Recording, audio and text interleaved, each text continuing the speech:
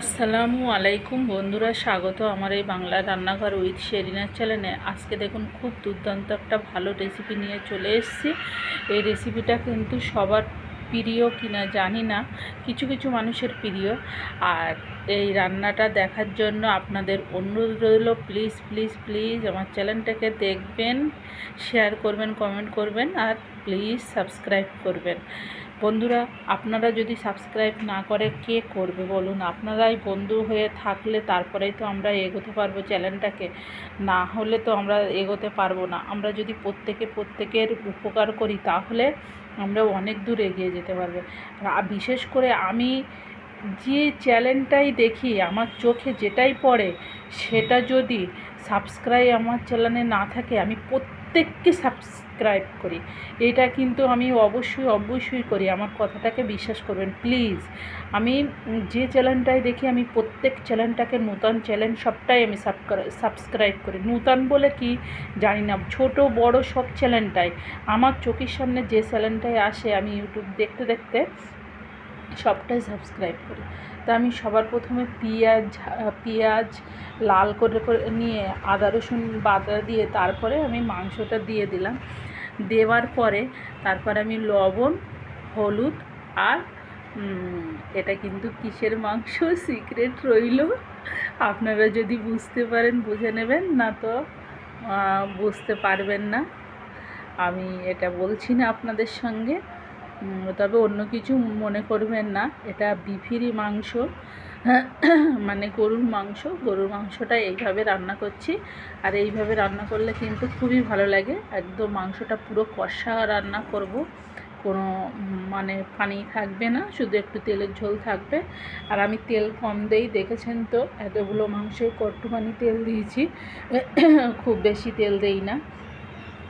Others যে মশলাগুলো, সমস্ত মশলাটাই দিয়ে দিলাম। আর এই বাটাটা একটা সিক্রেট বাটা, এটা হচ্ছে আমার দালচিনি, এলাচ, লবঙ্গ আর সঙ্গে কাঁচা জিরে মরিচ।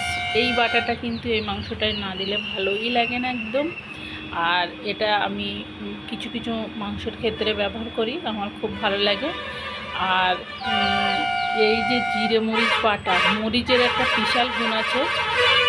মাংসে যে এক্সট্রা চর্বি থাকে, সেই চর্বির যে ক্যালোরিটা, সেই ক্যালোরিটা নষ্ট করে দেয়।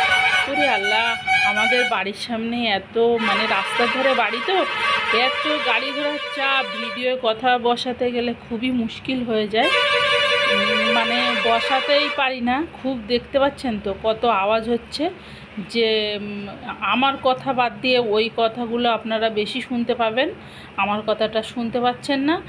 আর ওই জন্য আমার ভিডিওটা ক্লিয়ার সাউন্ড আসে না। দেখুন কি বিশ্রীভাবে আওয়াজ করছে সব এই জায়গাটায় এসে, মানে রাস্তা জ্যাম আছে, আমি অনেক দূরে চলে এসেছি তাও আওয়াজটা শুনতে পাচ্ছি।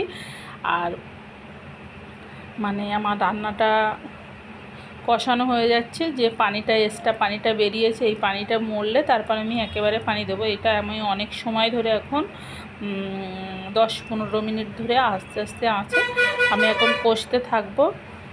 দেখেন আমার কষানো হয়ে যাচ্ছে। একটা বড় এলাচ, রংফুল আর একটু দিয়ে দিচ্ছি, মানে দেখেন তেল উঠে গেছে আমার মাংসটা। আমি আধ ঘন্টা মতন কষিয়ে নিয়েছি। এবার আমি ঝোল দিয়ে আরও আধ ঘন্টা রাখবো। রাখার পরে আমি মাংসটা আমার হয়ে যাবে, রান্না হয়ে যাবে। এখন খুব সুন্দর কালার চলে এসছে একদম।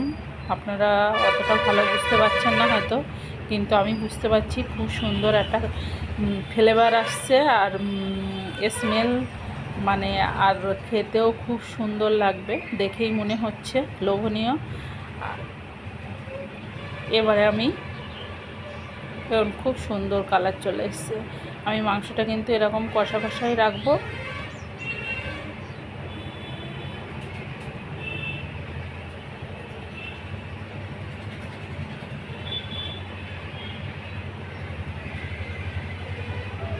এবার আমি একটু অল্প করে পানি দিয়ে দিলাম। এই পানিটা আমি এখন আরও আধ ঘন্টা হালকা আঁচে আমি রান্না করব। মানে গরু মাংস রান্না করতে গেলে তো একটু সময় লাগে, দেখেন আমার আধ ঘন্টা হয়ে গেছে, পানিটা শুকিয়ে গেছে, আমি একদম রান্না কমপ্লিট।